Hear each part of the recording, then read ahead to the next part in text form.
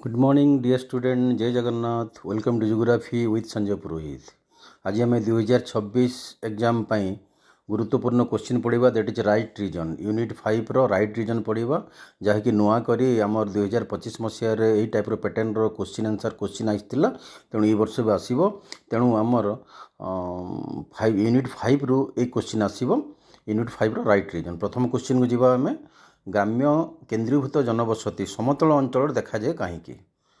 Okay, तो मुख्य देखा केन्द्रीभूत जनबसतिर अर्थ है जो जगार समतल अंचल थी, कृषि क्षेत्र सुविधा थी, ओके, एवं शिल्प थी, अनेक गुड़ी जोटा सुविधा थी, जो जगार मनीष गोटे भल भाव में बंची पार। तो मुख्यतः उपकूलवर्ती अंचल समतल अंचल में आमर केन्द्रीभूत जनबसति देखा जाए, जो कि घर गुड़िक लगी लगी रही थाए एवं कृषि आमर जो कृषि क्षेत्र पाखे थी, आमर गाई चराइया भूमि थी, शस्यगार थी, देखो यही टाइप्र आमर अंचल मुख्यतः समतल अंचल में ही विकसित होता है। तेणु भारतर जोटा उर्वर पटमाटी अंचल अच्छी, ओके, से आम उत्तर प्रदेश अंचल है, आमर उत्तर भारत अंचल में आमर ग्राम्य जनबसति आमर मुख्यतः ग्रामांचल में केन्द्रीभूत जनबसति देखा जाए। नेक्स्ट क्वेश्चन जी, महानगर गुड़िक कौन से माने सहरर एकत्रीकरण ठारू किपरि भिन्न। ओके, तो मेट्रोपॉलिटन सिटी गुड़िक केमती करी आमर सहरी एकत्रीकरण भिन्न। भारतर जनगणना अनुजाई ओके 1 ରୁ 5 निहित जनसंख्या विशिष्ट सहर गुड़िक महानगर कहुए। एवं एक सहरी एकत्रीकरण होउची सहरांचल एक प्रकार जहाँकि 2 ବା 3ଟି सहर गठन होता है। मुख्यतः आम जो देखा गोटे बड़ जदि गोटे सहरटे अच्छी बड़ सहरटे अच्छी तार निकटवर्ती अंचल आउ गोटे सहरटे विकसित होता है एवं से सहरर धीरे धीरे बढ़ाक लगे एवं से सहर छोट सहरटी से बृहत नगर सहित मिसी जाए। जमती आम देखा आम मुंबईर ग्रेटर मुंबई बर्तमान मिसी जाइए। ओडिशार जो देखा भुवनेश्वर और कटक मध्य किछि वर्ष तले बहुत गैप थिला, बर्तमान देखा आम कटक भुवनेश्वरटा मिसी जाइए। तेणु धीरे धीरे जमती आम दिल्ली पाखर आम देखा आम दिल्ली पाखर जो अंचल अच्छी ओके गाजियाबाद ओके तापरे आमर गुरुगांव ये सब अंचल कौन हो सब आमर सहरी एकत्रीकरण आमर सहर चारिपटे जो सहर गुड़िक डेभलप करी धीरे धीरे बड़ होकर मुख्य सहर मिसी जाती। तेणु महानगर गुड़िक स्वतंत्र भाव में अच्छी एवं सहरी एकत्रीकरण पर डेभलप करी ओके ता पाखरे थिबा सैटेलाइट टाउन होची सहरी एकत्रीकरण। विभाजित जनबसति सृष्टिर कारण कौन। ओके, विभाजित बा खंड विखंडित आम जोटा बसति अच्छी मुख्यतः आम गोटे बृहत केन्द्रीभूत जनबसति तार विभाजन जो सृष्टि होता है। तो विभाजित किसी अंश केन्द्रीभूत होगा लगे और विभाजित जनबसति सृष्टि हुए। मुख्यतः गोटे बड़ गाँव गोटे विच्छिन्न होकर से विच्छिन्न अंचल कौन हो जाए से जोटा आम ताकू आम पड़ा कहूँ साही कहूँ से अंचल गाँव से जगार लोक बसति स्थापन करती और धीरे धीरे से गाँटी परिणत हो जाए। आ बर्तमान देखा आम जोटा मुख्य गाँ अच्छी मुख्य गाँव जी मैंने प्राधान्य विस्तार अच्छा जमी मालिक से मैंने गाँवर केन्द्र अंचल रहती एवं तांकर गाँवर अलग अलग दिगरे अन्य लोक मैंने रहती। सहरी एकत्रीकरण चिन्हट किपरि सृष्टि हुए। ओके, सहरी एकत्रीकरण चिन्हट किपरि सृष्टि हुए। सहरी एकत्रीकरण तार चिन्हट तार जो कारण अच्छी मुख्य हूँ एक टाउन एवं यार संलग्न सहरांचल वृद्धि। जदि गोटे टाउन अच्छी एवं टाउनटा जदि तार चारिपटे वृद्धि जदि घटव ओके ताहले जाए आम सहरी एकत्रीकरणटा आरंभ हो। 2 नंबर 2 बा अधिक संलग्न सहर गुड़िक सेमानंकर बुद्धि 2टी पाखपाख सहर थिबो एवं सेही सहर जदि बुद्धि हेबो एवं धीरे धीरे से 2टी जदि सहर मिसी जिवो ताहले ताको कहबा आमे सहरी एकत्रीकरण कारणटा। नेक्स्ट अच्छी कौन एक सहर एवं एक बा अधिक संलग्न सहर गुड़िक सेमानंकर बुद्धि सहित एकत्र होई एक संलग्न विस्तार सृष्टि करती। तेणु सहरांचल अभिवृद्धिर उदाहरण होउची आमर होउची रेल कॉलोनी विश्वविद्यालय कैंपस सामरिक कैंटनमेंट इत्यादि सहर किंबा सहर सहित लगी ग्राम किंबा गाँ राजस्व सीमा मध्य अवस्थित। धीरे धीरे मैंने कौन विभिन्न सुविधा सुजोग जो यही सब जो कैंप विश्वविद्यालय कैंपस हो सामरिक कैंटन धीरे धीरे बड़ सहर में परिणत हो जाए। जमती जमती आम आग्रा कैंटनमेंट अच्छी ओके अनेक गुड़ी गाँ आम सहर अच्छी भारत जो डेभलप होती। आधुनिक सहर मूल दुआ कहीं पड़ा। आधुनिक सहर मूल द्वार तार मुख्य कारण हूँ आम ब्रिटिश एवं यूरोप माने भारत में डेभलप करते प्रथम कारण था से वाणिज्य करने। ଦେଖ ବାଣିଜ୍ୟ କାରବାର ବଳରେ ଆମ ଭାରତର ସମ୍ପତ୍ତିକୁ ସେମାନେ ତାଙ୍କ ଦେଶକୁ ନେବା ପାଇଁ ୟୁରୋପିଆନ୍ କଣ୍ଟ୍ରିକୁ ନେବା ପାଇଁ ବ୍ରିଟିଶମାନେ କ'ଣ କଲେ ଆମ ଭାରତର ଯେଉଁଟା ବନ୍ଦର ସବୁ ଅଛି ତ ଉପକୂଳବର୍ତ୍ତୀ ଅଞ୍ଚଳରେ ବନ୍ଦର ସ୍ଥାପନ କଲେ ଏବଂ ସେ ବନ୍ଦରରୁ ଧୀରେ ଧୀରେ ସହରରେ ପରିଣତ ହୋଇଗଲା। ତ ସୁରଟ, ଡାମନ, ଗୋଆ, ପଣ୍ଡିଚେରୀ, ମୁମ୍ବାଇ, ଚେନ୍ନାଇ, କୋଲକାତା ଏହିସବୁ ସହର ଗୁଡ଼ିକ ସେମାନେ ଡେଭଲପ୍ କରିଥିଲେ। ତେଣୁ ମୁଖ୍ୟ କାରଣ ହେଉଛି ଆମ ବାଣିଜ୍ୟ କରିବା ପାଇଁ ଏବଂ ଭାରତର ସମ୍ପଦକୁ ସେମାନେ ବିଦେଶକୁ ନେବା ପାଇଁ ସେମାନେ ଡେଭଲପ୍ କରିଥିଲେ ଆଧୁନିକ ସହର। ଗ୍ରାମୀଣ ଜନବସତି ପ୍ରକାରକୁ ପ୍ରଭାବିତ କରୁଥିବା କାରଣ, ତ ଆମ ଗ୍ରାମୀଣ ଯେଉଁ ଜନବସତି ଅଛି ତା'ର ବିଭିନ୍ନ ପ୍ରକାର ଦେଖାଯାଏ ଏବଂ ସେ ତା'ର ମୂଳ କାରଣ ଗୁଡ଼ିକ କ'ଣ? ଭାରତର ବିଭିନ୍ନ ପ୍ରକାର ଗ୍ରାମୀଣ ଜନବସତି ଦେଖାଯାଏ। ତା'ର ମୁଖ୍ୟ କାରଣ ଗୁଡ଼ିକ ହେଉଛି ପ୍ରାକୃତିକ ବୈଶିଷ୍ଟ୍ୟ, ଭୂଖଣ୍ଡର ପ୍ରକୃତି, ଉଚ୍ଚତା, ଜଳବାୟୁ ଓ ଜଳର ଉପଲବ୍ଧତା। ତାପରେ ଯିବା ସେକେଣ୍ଡ ପଏଣ୍ଟ ହେଉଛି ଆମ ସାଂସ୍କୃତିକ, ସାମାଜିକ ଗଠନ, ଜାତି ଓ ଧର୍ମ। ନେକ୍ସଟ ପଏଣ୍ଟ ହେଉଛି ଆମ ସୁରକ୍ଷା, ଚୋରି ଓ ଡକାୟତିର ରକ୍ଷା। ମୁଖ୍ୟତଃ ଲୋକମାନେ ସାମାଜିକ ସଂଗଠନ, ଜାତି, ଧର୍ମ ଆଧାରରେ ସଂଗଠିତ ହୋଇଥାନ୍ତି ଏବଂ ଗାଁର ସୁରକ୍ଷା ଦୃଷ୍ଟିକୋଣରୁ ସଂଗଠିତ ହୁଅନ୍ତି ଏବଂ ଭୂ ପ୍ରକୃତି, ଜଳବାୟୁ, ଜଳର ଉପଲବ୍ଧ ଜାଗାରେ ଭୂ ପ୍ରକୃତି ଠିକ୍ ଅଛି, ସ୍ୱାସ୍ଥ୍ୟକର ଜଳବାୟୁ ଅଛି, ଉପକୂଳବର୍ତ୍ତୀ ଅଞ୍ଚଳ ଅଛି ଏବଂ ନଦୀ ଉପତ୍ୟକା ଅଞ୍ଚଳ ଅଛି, ଏଇ ଯେଉଁ ଜାଗାରେ ଗ୍ରାମୀଣ ଜନବସତି ସୃଷ୍ଟି ହୋଇଥାଏ। ଭାରତର କ୍ଲଷ୍ଟର ବା କେନ୍ଦ୍ରୀଭୂତ ଜନବସତି ସୃଷ୍ଟିର କାରଣ କ'ଣ?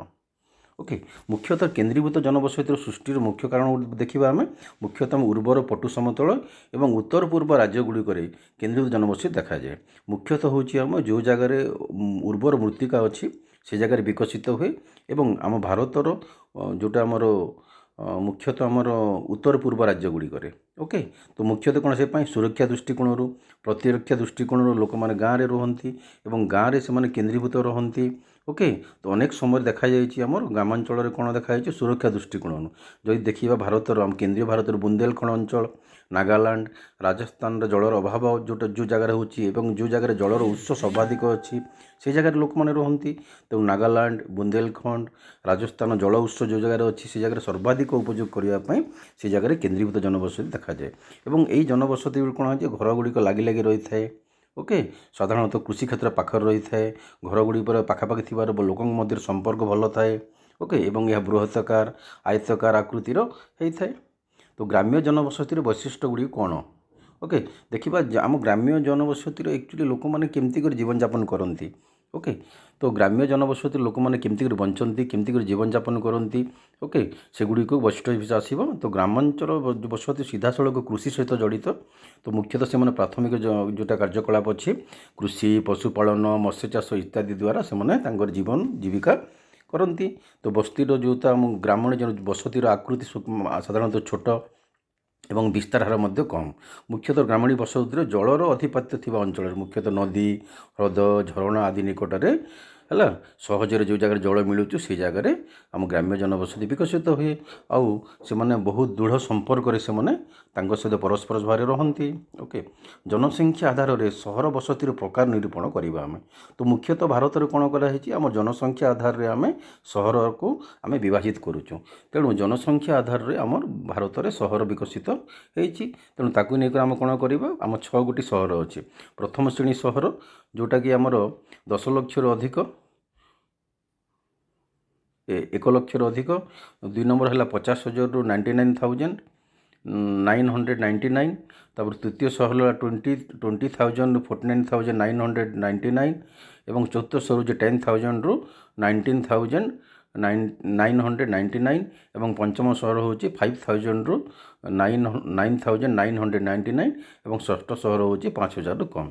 ତ ମୁଖ୍ୟତଃ ଆମର 1 ଲକ୍ଷ ଜନସଂଖ୍ୟାର ଅଧିକ ଥିବା ଯେଉଁଟା ଅଛି ତାକୁ ପ୍ରାଥମିକ ଆମ ପ୍ରଥମ ସହର କହୁଛୁ ଏବଂ 1ରୁ 5 ନିୟୁତ ମଧ୍ୟରେ ଥିଲେ ଜନସଂଖ୍ୟା ତାକୁ ବୋଲୁଛୁ ମେଘା ସହର ଏବଂ ଯେଉଁ ସହରର ଜନସଂଖ୍ୟା ଓକେ ପ୍ରାୟତଃ ଯଦି ଦେଖିବେ ଭାରତର ଆମର 61% ଲୋକ ବର୍ତ୍ତମାନ ପ୍ରଥମ ଶ୍ରେଣୀ ଆମ ଯେଉଁଟା ସହର ସେଠି ବାସ କରୁଛନ୍ତି ଏବଂ ଭାରତରେ 423 ସହର ମଧ୍ୟରୁ 35ଟି ହେଉଛି ସହର ଏକତ୍ରୀକରଣ, ଯାହାକୁ ହେଉଛି ସହରୀ ଏକତ୍ରୀକରଣ। ସେ ମଧ୍ୟରୁ 6ଟି ହେଉଛି ମେଘା ସହର। ଓକେ, ତ ସହରୀ ଜନବସତି ତାର ବୈଶିଷ୍ଟ୍ୟ କ'ଣ? ଓକେ, ତ ସହର ଜନବସତି ବୈଶିଷ୍ଟ୍ୟ ହେଉଛି ଏମାନେ ଟେକ୍ନୋଲୋଜି ସହିତ ଘନିଷ୍ଠ ସମ୍ପର୍କ ଅଛି। ओके अधिकांश लोक माध्यमिक वृत्ति करती तृतीय श्रेणी वृत्ति करती चतुर्थांश वृत्ति करती ओके सहर जनबसतिर आकार बहुत बड़ सेठार जनसंख्या अधिक सहर बसति मुख्यतः शिल्प केन्द्र बजार प्रशासनिक केन्द्र इत्यादि निकट अवस्थित तो सहरांचल उन्नति तथा जत्न नेबाक म्युनिसिपालिटी कैंटनमेंट बोर्ड विज्ञापित परिषद इत्यादि गठित होती ब्राजिल और बोलिविया परी लाटिन अमेरिका देश मानक जेकोसी गोटे प्रशासनिक केन्द्र को यार जनसंख्या आकार निर्विशेष सहर भाव में विवेचना कराए ओके तो आम एक विभिन्न आधार क्वेश्चन पढ़ी पारे ओके तो क्यों आधार रे सहर जनबसति निरूपण कराए गोटे क्वेश्चन हो पारे ओके नेक्स्ट जी आम जलर सुलभता थिबा स्थान रे जनबसति देखा जाए ओके तो जलर सुलभता जो जगार अच्छी से जगह जनबसति कहीं देखा जाए क्वेश्चन सिंपली हे जलर सुलभता थिबा स्थान रे जनबसति देखा जाए तो मनुष्यर अनेक अत्यावश्यक कार्य अच्छे पीवाई रोषे करने गाधोवाई चाष करने जलसेचन करने ओके जलर व्यवहार कराए तेणु मनीष जल कौन खाद्य पाई माछ ही पाई तेणु जल मध्य परिवहन कार्य होता है तेणु जलर जो जगह सुलभता अच्छी ओके मुख्यतः कौ जगार है ह्रद नदी झरणा आदि स्थान में आम जनबसति देखा जाए मुख्यतः नदी उपत्यका समतल अंचल झरणा अच्छी ओके से जगह मुख्यतः कौन लोक मैंने कृषि जोटा सुविधा अच्छी ओके कृषि पीवाई एवं परिवहन सुविधा थी से जगह जनबसति गढ़ी उठे एशिया महादेश लोक मैंने नदी उपत्यका एवं उपकूलवर्ती अंचल बास करने को पसंद करती ओके तो लोक मानकर कृषि होची उपयुक्त ओके कृषि लोक मानकर मुख्य वृत्ति तेणु कृषि मुख्यतः कौन हो उर्वर भूमि निकट में होता है तेणु लोक मैंने कौन करेंगे उर्वर भूमि जो पाखे अच्छा से जगह से बसवास करेंगे आम जो देखा पुरातन सभ्यता ओके नील सभ्यता मिसर सभ्यता मेसोपोटामिया सभ्यता सब कौन हो पूरा आम जो पुरातन नदी नदी तार तार अंचल विकसित होती मुख्यतः आम उर्वर मृत्तिका ओके जो जगह चाष कराए ओके तेणु मुख्यतः कृषि आम उपकूलवर्ती और नदी उपत्यका अंचल एशिया महादेश लोक मैंने कौन होती बसवास करने को पसंद करती विकासशील देश में सहरांचल अनेक सामाजिक समस्या सम्मुखीन होती ओके विकासशील देश में कौन पर्याप्त आर्थिक संबल अभाव जो विपुल जनसंख्या आमर कौन मौलिक आवश्यकता दृष्टि वंचित हो जाती साधारणतः कौन हो विकासशील देश मैंने जेहेतु से विकसित नुहति देश विकासशील अच्छी जनसंख्या बेसी अच्छी ओके जनसंख्या बेसी जो लोक मैंने बेसी शिक्षित नुहति सरकार पूर्ण मात्रा स्वास्थ्य सुविधा दे पारना रोजगार अभाव देखा जाए शिक्षार अभाव देखा जाए और लोक मैंने बाध्य होकर ग्रामांचल सहरांचल को स्थानांतरित होता तेणु प्रायतः विकासशील देश मानक अनेक सामाजिक समस्या देखा जाए और जो लोक मैंने ग्रामांचल सहर को जाऊँ रोजगार न मिलने से विभिन्न प्रकार खराब कार्य करती ओके विभिन्न प्रकार चोरी डकैती इनवल्व रहती एवं सहर जनसंख्या वृद्धि पाए एवं सहर भितर भी सहर भितर मध्य प्रतियोगिता आरंभ हुए ओके रोजगार अभाव देखा जाए ओके आम जो नाली नर्दमा पानी बहुत रहे स्लम एरिया डेभलप करे तेणु अनेक प्रकार कौन सामाजिक सम्मुखीन होता विकासशील देशगुड़िक बृहत सहरांचल परिवेशगत समस्या सृष्टि करे ओके तो आमर विकासशील देशगुड़िकर जो बृहत आम सहरांचल अच्छे से अंचल मुख्यतः परिवेश समस्या सृष्टि होता है तो मुख्य कारण हूँ आमर बृहत जनसंख्या ओके एवं आमर माइग्रेशनटा बहुत से ग्रामांचल बहुत लोक रोजगार में आसती तेणु जलर अपव्यवहार हुए जलर अपचय हुए ओके वर्ज्यवस्तुर प्रोब्लेम रखापी तेणु प्रायतः जल एवं आपणकर जलर सुविधा बहुत बहुत होता है आउ जोटा ड्रेनेज सुविधा अच्छी मुख्यतः ड्रेनेजटा अनुपयुक्त आम ड्रेनेज अच्छी तेणु गोटे ड्रेनेज भितर मैला भी जीव लेट्रिन पानी जीव बाथरूम पानी जीव अनेक समय आमर बाथरूम और लेट्रिन पाइप लिकेज हुए एवं ड्रेनेज रे मिसी जाए एवं अनेक पाइप लाइन अच्छी जहाँ घर को पानी जाऊँगी